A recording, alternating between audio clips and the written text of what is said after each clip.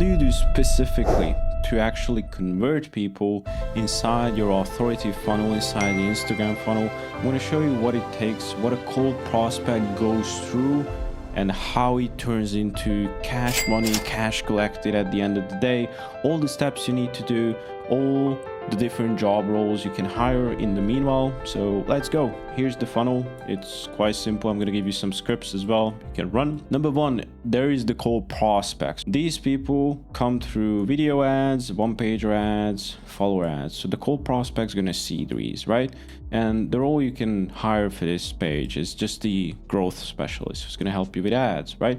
That's the traffic source, right? They're going to follow you. They're going to follow your Instagram profile. So your profile should look something like this. Again, we have made a special video just on this. So if you need help with that, just go back and watch it.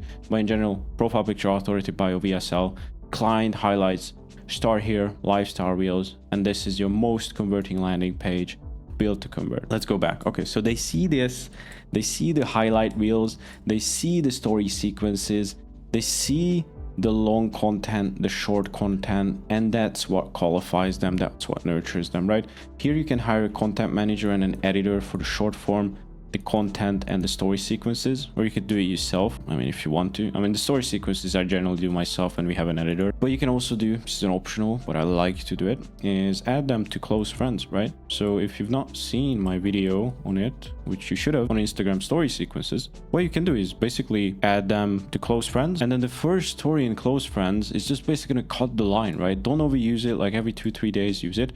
But I mean, if you just go back to our video, or if you watched it already, you know that, right? Like we're leveraging like a lifestyle picture, which is just gonna make them feel like, hey, this is close friends. I'm sort of important to this guy. Oh, well, what's going on here, right? Like this is actually like I'm behind the scenes to his life. And then you only introduce, you know, like the case studies, you know, the sales funnels, the lead magnets, essentially, right? So that's why I recommend you to add people to it. And next is you can retarget them with ads, right? All while nurturing them nicely in the funnel. Next is you can hit them with a warm outbound, or they message you. So inbound could be you run a call to action, could be through one of your ads, maybe you run an engagement ad, or you run a long content or a short form content or a story sequence and they react to it, or it was just a retargeting ad. I didn't want to put like 15 arrows, but I think you get the point. It could be either one of those, right? And if it's either that or warm inbound is just basically like they follow you.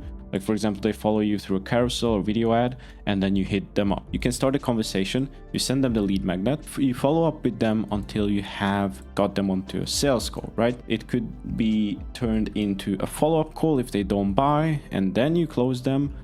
And then in the meanwhile, again, if they don't buy, follow-up call. In the meanwhile, just have them on a follow-up sequence. At that point, you close them, and here you can hire a closer, and here everything is handled by the setter. I hope it makes sense so far. Get the traffic, nurture, sales, and then finally is the fulfillment. Here you can hire a customer success manager. All of these are handled by the same person, or it could be you. It could be you at the start. If you're just want to save money, you could do all these yourself, right? But I recommend to hire a setter, definitely not a closer. Hire a setter before you hire a closer, and hire an editor, I would say, because these are so cheap, right?